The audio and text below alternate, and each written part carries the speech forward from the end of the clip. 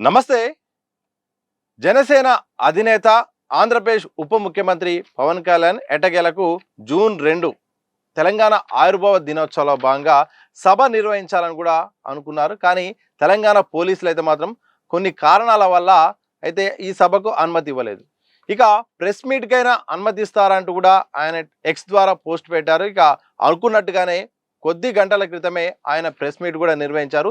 దాదాపు గంట సేపు పాటు హైదరాబాద్లోని జూబ్లీహిల్స్లో తన నివాసంలో మీడియా సమావేశాన్ని పవన్ కళ్యాణ్ గారు మొత్తం కూడా నిర్వహించారు. ఈ మీడియా సమావేశం ద్వారా చాలా అంశాలను కూడా ప్రస్తావించారు. అందులో భాగంగా జనసేన పార్టీ సంబంధించిన అంశం, అలాగే ప్రతిపక్షాల తీరైతేంది, కాంగ్రెస్ పార్టీ విధానము, టీడీపీ బీజేపీ పైన కూడా ఆయన చాలా అంశాలు కూడా మాట్లాడారు. ఇదే సందర్భంలో పవన్ కళ్యాణ్ పై వస్తున్న ఆరోపణలపై కూడా ఆయన క్లారిటీ ఇచ్చే ప్రయత్నం చేశారు. సో ఆద్యాంతం గంట సేపు సాగిన ఈ యొక్క ప్రెస్ మీట్లో ఎలాంటి అంశాలు మాట్లాడారు అనే దానిపైన కొన్ని ముఖ్యమైన అంశాల గురించి అయితే మాత్రం ఈ వీడియో ద్వారా మీకు చెప్పే ప్రయత్నం చేస్తాను. చాలా అంశాలు మాట్లాడారు. అందులో ముఖ్యమైన వాటి గురించి అయితే మాత్రం ముందుగా చెప్దాము. అందులో భాగంగా ముందుగా ఆయన ప్రసంగం ప్రారంభించే సందర్భంలో అయితే మాత్రం ప్రధానంగా తెలంగాణ అంటే నాకు ప్రేమ, తెలంగాణ అనేది నా గుండెల్లో ఉంది, కానీ నాపై చాలామంది కూడా తెలంగాణ ఏర్పాటుకు నేను వ్యతిరేకి, నేను అందుకోసమే 11 రోజులు అన్నం తినలేదని చాలామంది మాట్లాడతారు. కానీ నేను విభజన తీరుకు వ్యతిరేకి తప్ప నేను తెలంగాణకు వ్యతిరేకి కాదు. తెలంగాణ పట్ల నాకు చాలా అంకితభావం ఉంది. చాలా సందర్భాల్లో కూడా నేను తెలంగాణ కోసం కూడా మాట్లాడాను. కానీ జరిగిన తీరు, కాంగ్రెస్ అప్పుడున్న పరిస్థితుల్లో విభజించిన తీరైతే మాత్రం నన్ను చాలా బాధించింది. అది ఇప్పటికీ నేను ఆ మాటలపై స్టాండ్ మీద ఉన్నాను తప్ప నేను తప్పు మాట్లాడాను, వెనక్కి తగ్గని ఇప్పుడు మాత్రం చెప్పను. ఆ విషయంలో ఇక చాలా స్పష్టంగా చెప్తున్నాను. అప్పుడు చెప్పేది ఒకటే, ఆ తీరు అనేది అంటే జరిగిన ప్రాసెస్ సరిగ్గా జరగలేదనేది, ప్రేమగా విడిపోదాం, అందరం కూడా కలిసి ఉందామనే ఆలోచనలో అప్పుడు చేసిన వ్యాఖ్యలను కూడా ఆయన ఈ అంశానికి క్లారిటీ ఇచ్చే ప్రయత్నం చేశారు. ఇక ముందుగా ఆయనపై మరొక ఆరోపణ, ఆమె ఏదైతే భూమి ఆరోపణలు ఉన్నాయో ఆ భూమి కబ్జా చేశాను, ఆ చెరువు సంబంధించిన ఏదో కోడి చెరువు కబ్జా చేశారనే వ్యాఖ్యలపై మాత్రం ఆయన స్పందిస్తూ, నేను కబ్జా చేసిన ఆరోపణలు అయితే మాత్రం మీరు తప్పకుండా తెలంగాణ ప్రభుత్వాన్ని నేను కోరుతున్నా, తెలంగాణ ప్రభుత్వం దీనిపై విచారణ చేపట్టాలి. నేను గనక ఆ భూమిలో ఏమైనా కబ్జా చేస్తే మాత్రం అది ప్రభుత్వానికే రాసిస్తానని కూడా ఆయనపై వస్తున్న భూ ఆరోపణలపై కూడా స్పందించే ప్రయత్నం చేశారు. ఇక చాలా అంశం అంటే ఓవరాల్గా ఈ యొక్క మెయిన్ పాయింట్ ఏంటంటే మాత్రం ఈ ప్రెస్ మీట్లో మాత్రం బెదిరిస్తే భయపడేది లేదు, బెదిరిస్తే మాత్రం వెనక్కి తగ్గేది లేదు అనే అంశాన్ని దాదాపు ఒక 10-15 సార్లు చెప్పే ప్రయత్నం చేశారు. స్టార్టింగ్లో మధ్యలో ఎక్కడైనా కానీ బెదిరింపులు అనేది కొత్త కాదు, బెదిరింపులు అనేది ఇప్పటి నుండి వచ్చింది కాదు. దివంగత వైఎస్ఆర్ కూడా విపరీతంగా బెదిరించారు, కానీ అప్పుడే భయపడలేదు. ఇప్పుడు బెదిరిస్తే బెదురుతామా? అలాగే తెలంగాణ ఈ మధ్య కాలంలో చాలామంది మాట్లాడుతున్నారు తప్ప తెలంగాణ విషయంలో మాత్రం ఇప్పుడు క్లారిటీగా ఉన్నాను. కానీ చాలామంది అయితే మాత్రం ఉద్యమంలో లేని వాళ్ళు కూడా ఇప్పుడు ఏదో మాట్లాడే ప్రయత్నం చేస్తారని కూడా ఆయన చెప్తున్నారు. గద్దర్పై కూడా చాలా స్పష్టంగా గద్దర్తో ఉన్న సాన్నిహిత్యాన్ని కూడా ఆయన చెప్పే ప్రయత్నం చేశారు. మా ఇద్దరి మధ్య జరిగిన ఒక బంధం అనేది చాలా మందికి తెలియదు, నేను అప్పుడు కూడా చెప్పుకోలేదు, కానీ గద్దరే ఒక సందర్భంలో చెప్పాల్సి వచ్చింది, ఇప్పుడు కూడా చెప్తున్నాను. ఆయనకు కావాల్సింది, ఆయనకు ఏమైందో కూడా నేనే చూసుకున్నాను తప్ప గద్దర్ను ఏ రోజైనా పట్టించుకున్నారా, అసలు గద్దర్కు ఏం కావాలో, ఏం జరిగిందో ఎవరైనా చేశారని కూడా ఆయన ఇప్పుడు ప్రశ్నిస్తున్న వాళ్ళను క్వశ్చన్ చేసే ప్రయత్నం చేశారు. ఇక కొన్ని అంశాలు మాట్లాడదాం. ఇక ఈ వివాదం అనేది అసలు ఇదంతా ఎందుకు వచ్చింది, ఇదంతా కూడా ఒక అనలిస్టు ప్రొఫెసర్ నాగేశ్వర్ చేసిన వ్యాఖ్యల నేపథ్యంలో వచ్చింది. అది కూడా నేను ఆ అంశంపై వివాదానికి ముగింపు పలకాలని చెప్పాను, కానీ దాన్ని కూడా ప్రాంతీయ విద్వేషాల కింద అందరూ కూడా నన్ను మాట్లాడి టార్గెట్ చేసే ప్రయత్నం చేశారు. కానీ ప్రాంతీయవాదం అనేది మాత్రం ఒక పద్ధతి ప్రకారం ఒక స్థాయి వరకు ఉండాలి తప్ప అది మితిమీరితే దేశ విద్రోహ అని కూడా గురవుతుంది. ఉగ్రవాదం కంటే కూడా ప్రాంతీయవాదం అనేది కూడా ప్రమాదకరంగా ఉంటుంది. ఏ రాష్ట్రానికి ఆ రాష్ట్రం ఒక మితిమీరిన ప్రాంతీయవాదం ఉంటే మాత్రం అది భవిష్యత్తులో అయితే మాత్రం దేశంలో మాత్రం ముక్కలు చేయడానికి కూడా దేశ విచ్ఛిన్న శక్తి కూడా తయారవుతుందని కూడా పదే చెప్పే ప్రయత్నం చేశారు. అంటే ప్రాంతీయవాదము కంటే జాతీయవాదం ముఖ్యమైనది. దేశము సురక్షితంగా ఉండాలన్నా కానీ ప్రాంతీయత అనేది మాత్రం ఉండాలి తప్ప ఒక స్థాయి మిస్తే మాత్రం అది దేశ సమగ్రతకే మొత్తం భంగం కలుగుతుంది అన్నట్టుగా ఆయన మాట్లాడే ప్రయత్నం చేశారు. సో ఇంతకుముందే మనం మాట్లాడుకున్నట్టు బెదిరింపులకు కొత్త కాదు, బెదిరింపు ఇలాగే బెదిరిస్తే మాత్రం ఇలాగే తగ్గిస్తే మాత్రం మేము తప్పకుండా 2029లో పోటీ చేస్తాము. అలాగే వచ్చే ఎన్నికల్లో కూడా మా యొక్క శ్రేణులు, మా యొక్క తెలంగాణ రాష్ట్రానికి సంబంధించిన నాయకులు బరాబర్ పోటీలో చేస్తారు. నేను తిరుగుతాను, ఎక్కడికి రమ్మంటే అక్కడ తిరుగుతాను, ప్రజల కోసం తిరుగుతాను తప్ప నేనేదో సీఎం కావాలని కాదు. ఆంధ్రాలోనే నాకు దిక్కు లేదు, ఇక్కడ సీఎం అవుతానా అంటూ కూడా ఆయన ఒక సంచలనమైన వ్యాఖ్య చేశారు. అంటే ఆంధ్రాలోనే నాకు దిక్కు లేదు, నేను ఇక్కడ సీఎం అనే ఆలోచన లేదు, నాకు అక్కడే లేనప్పుడు నాకు ఇక్కడ ఎందుకు వస్తుంది, మా వాళ్ళకు 4 సీట్లు వస్తే చాలు, ఇక్కడ వాళ్ళు ఇక్కడ చేసుకుంటే చాలు. అది కూడా నేను ఎక్కడ కూడా ఎంకరేజ్ చేయలేదు. ఎందుకంటే 12 ఏళ్ళు అవుతుంది, ఇక్కడ ఉన్న వాళ్ళకి ఎక్కడ కూడా డిస్టర్బ్ చేయొద్దు, ఇక్కడున్న రాజకీయ పార్టీలకు జనసేన అనేది ఇబ్బంది కావద్దని కూడా నేను వాళ్ళు ఎంత ఇబ్బంది పెట్టినా, ఎంత ఒత్తిడి గురి చేసినా, మా పార్టీ నాయకులు చాలా అంశాల్లో చాలా సందర్భాల్లో చెప్పినా కానీ నేనే వద్దు వద్దు వద్దు అని తగ్గించే ప్రయత్నం చేశాను. కానీ 12 ఏళ్ల తర్వాత కూడా ఇంకా అదే విద్వేషాన్ని రెచ్చగొట్టే ప్రయత్నం చేస్తున్నారు. ఆంధ్రోడా అనే ప్రయత్నం చేస్తున్నారు. ఇది సరైనది కాదు. ఆంధ్ర తెలంగాణ ఇద్దరు కూడా సామరస్యంగా ఉండాల్సిందే. ఆంధ్రాలో తెలంగాణ వారు ఉన్నారు, తెలంగాణలో ఆంధ్ర వాళ్ళు ఉన్నారు.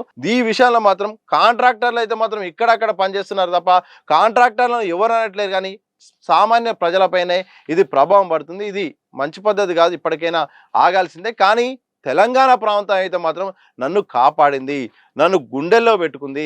నాకు ఒకవైపు జగన్ నుండి, అప్పటి సీఎం జగన్ నుండి బెదిరింపులు వచ్చినప్పుడు బిడ్డా అంటూ కూడా నా గుండెల్లో పెట్టుకుని నన్ను ఇక్కడ రక్షణగా చూసుకుంది. అసలు మీరు తెలంగాణ దగ్గర ఉంటే మాత్రం మీకు ఈ పరిస్థితి వచ్చేది కాదు అని కూడా చాలామంది కూడా అన్నారు. అలా మొత్తానికైతే మాత్రం తెలంగాణ ఇక్కడ నన్ను కాపాడింది, నన్ను రక్షించింది, హక్కున చేర్చుకుంది అంటూ కూడా పదే పదే కూడా తెలంగాణ అంశం పైన కూడా ఆయన చెప్పే ప్రయత్నం చేశారు.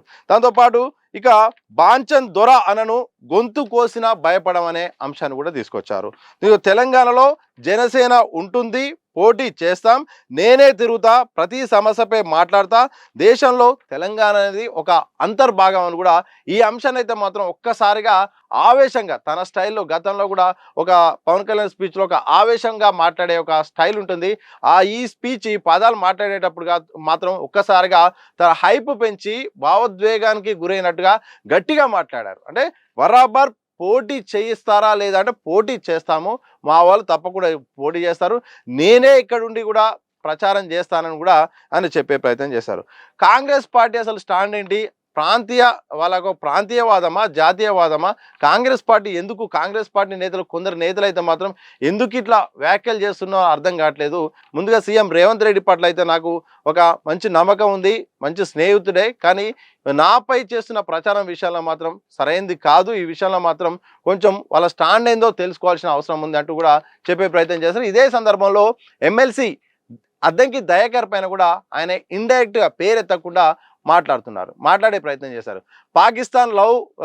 ఐ లవ్ పాకిస్తాన్ అంటూ చేసిన వ్యక్తి ఈరోజు నాపై విమర్శలు చేస్తున్నారంటూ కూడా ఇండైరెక్ట్గా పేరెత్తకుండా చేసే ప్రయత్నం చేశారు. సో మొత్తం ఓవరాల్గా కనుక స్పీచ్ కనుక చూస్తే మాత్రం ఆయన మాట్లాడుతూ నేను ఎక్కడ కూడా తెలంగాణకు వ్యతిరేకంగా పనిచేయలేదు, వ్యతిరేకంగా మాట్లాడలేదు, యువరాజ్యం నుండి కూడా నాకు మొదటి కేసు కూడా ఈ తెలంగాణలోనే నమోదైంది, అలాగే తెలంగాణ పార్టీ పుట్టింది కూడా, జనసేన పార్టీ పుట్టింది కూడా ఇక్కడే, అలాగే తప్పకుండా ఇక్కడ ప్రజలు కోరుకున్నా నాయకులు కోరుకున్నా భవిష్యత్తులో అయితే మాత్రం ఇక మేము మా యొక్క రాజకీయ ప్రస్థానాన్ని ప్రారంభిస్తాం. నేను వద్దు వద్దు వద్దు అంటుంటే నన్ను రెచ్చగొట్టే ప్రయత్నం చేస్తున్నారు. రెచ్చగొట్టినా బెదిరించినా ముందడుగేస్తాను తప్ప అస్సలు ఎట్టి పరిస్థితుల్లో నా తలలు తెగిపోయినా కానీ గొంతు కోసినా కానీ నేను భయపడను, వెనక్కి తగ్గనంటూ కూడా ఆయన ఒక స్పష్టమైన ప్రకటన అయితే చేశారు. మరి పొత్తులతో చేస్తారా, డైరెక్ట్ ఎట్లా చేస్తారంటే మాత్రం మేమైతే పోటీ చేస్తాం, తప్పకుండా ఏ పార్టీ మిగతా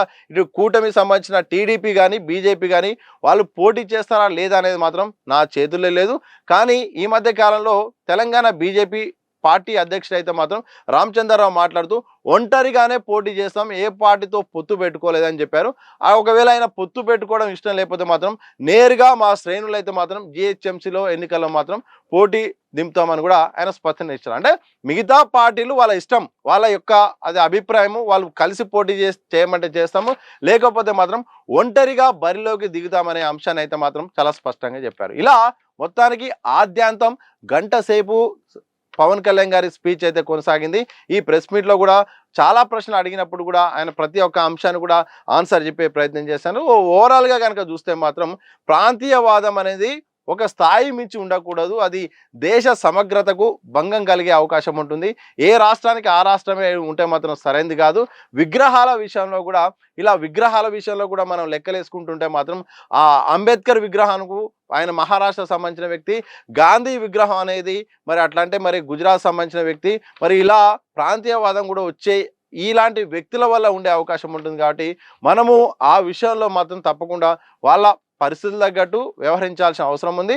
గద్దర్ విగ్రహం విషయంలో మాత్రం తప్పకుండా భవిష్యత్తులో నా ఆధ్వర్యంలో అయితే మాత్రం ఆంధ్రప్రదేశ్లో విగ్రహం అయితే మాత్రం ఏర్పాటు చేసే ప్రయత్నం చేస్తాను కూడా క్లారిటీ ఇచ్చారు. ఇక ఎన్నికల్లో మాత్రం పోటీ విషయంలో మాత్రం మీను ఎంతసేపు వద్దు, పోటీ వద్దు అంటూ కూడా మా శ్రేణుల్ని తెలంగాణ రాష్ట్ర నాయకులు అయితే మాత్రం కట్టడి చేసే ప్రయత్నం చేశాను. కానీ ఇలాగే బెదిరిస్తే మాత్రం ఇక నేను ఆపలేను. తప్పకుండా నేరుగా పోరాటం కొనసాగిస్తాం.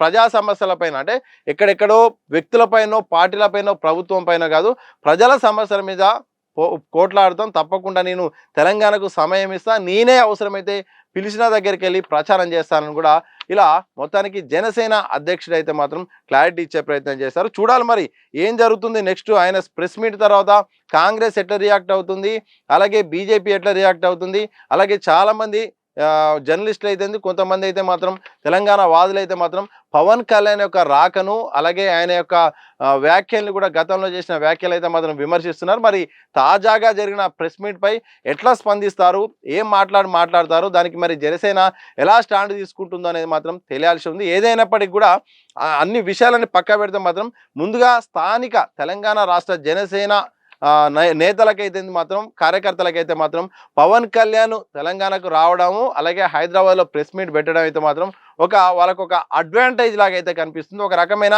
జోషు నింపినట్టయితే కనిపిస్తుంది. ఆయన ఒక వాడిన పదం అయితే మాత్రం ప్రధానంగా ఇంతకుముందే మాట్లాడుకున్నట్టు తెలంగాణలో జనసేన ఉంటుంది, పోటీ చేస్తాం, నేనే తిరుగుతా, ప్రతి సమస్యపై మాట్లాడతా, బరాబర్ మా వాళ్ళు పోటీ చేస్తారు, నేను ప్రచారం చేస్తాను, ఎవరు అడ్డుకుంటారో అడ్డుకోండి అన్నట్టుగా ఆయన ఒక్కసారిగా హై పిచ్లో మాట్లాడడంతో అక్కడున్న శ్రేణులో కూడా ఒక రకమైన భావోద్వేగం, ఉత్సాహం కూడా కల్పించింది. ఒక రకంగా స్థానిక నేతలకైతే మాత్రం ఇది అవకాశాల కోసం ఎదురు చూస్తూ పార్టీలో గుర్తింపు కోసం ప్రయత్నిస్తున్న వాళ్ళకైతే మాత్రం ఒక రకంగా వాళ్ళకు ఒక ప్లస్ పాయింట్గా అయితే కనిపిస్తుంది. చూడాలి మరి పవన్ కళ్యాణ్ వ్యవహారం మరి ఎటువైపు నుండి ఎటు దారితీస్తుంది. సభకైతే అనుమతి ఇవ్వలేదు, అలాగే మేము సభకు అనుమతి ఇవ్వని సందర్భంలో ఇటు హైకోర్టు వెళ్ళినా కానీ అక్కడ పిటిషన్ కూడా కొట్టివేసిన పరిస్థితి కనిపించింది. ఇదే సందర్భంలో చివరి అస్త్రంగా ప్రెస్ మీట్ అయితే మాత్రం ఆయన ఉపయోగించుకున్నారు. తన ఇంటి నుండే ప్రెస్ మీట్ నిర్వహిస్తున్నానంటూ కూడా ఆ ప్రెస్ మీట్ కూడా రీజన్ చెప్పే ప్రయత్నం చేశారు. ప్రెస్ మీట్ ఇక్కడి నుండే ఎందుకు, నా ఇంటి నుండే ఎందుకు ఏర్పాటు చేస్తున్నానంటే మాత్రం భవిష్యత్తులో నాపై దాడి జరగాలన్నా, నాపై ఏమన్నా బెదిరింపు చేయాలన్నా మాత్రం నేను ఇక్కడే ఉంటా, నా ఇల్లు ఇదే అని చెప్పడానికే ఈరోజు నేను ప్రెస్ మీట్ పెట్టానంటూ కూడా ఆయన స్పష్టత ఇచ్చే ప్రయత్నం చేశారు. ఇలా ఆద్యాంతం మనం ఇంతకుముందే మాట్లాడుకున్నట్టు గంట సేపు పాటు జనసేన అధ్యక్షుడు ఏపీ ఉప ముఖ్యమంత్రి పవన్ కళ్యాణ్ గారి ప్రెస్ మీట్ అయితే మాత్రం హైదరాబాద్లోని జూబ్లీహిల్స్లోని తన సొంత నివాసంలో జరిగింది. ఈ మధ్యకాలంలో జరుగుతున్న ఆయనపై వస్తున్న ఆరోపణల నేపథ్యంలో, విమర్శల నేపథ్యంలో అన్నిటికీ ఆయన అయితే స్పందించారు. మరి దానిపై మరి మిగతా వాళ్ళు ఆపోజిషన్ వర్గాలు అయితేంది, ఎవరైతే పవన్ కళ్యాణ్ విమర్శిస్తారో ఎలాంటి విశ్లేషణలు వస్తాయనేది మాత్రం భవిష్యత్తులో తెలిసే అవకాశం అయితే స్పష్టంగా కనిపిస్తూ ఉంది.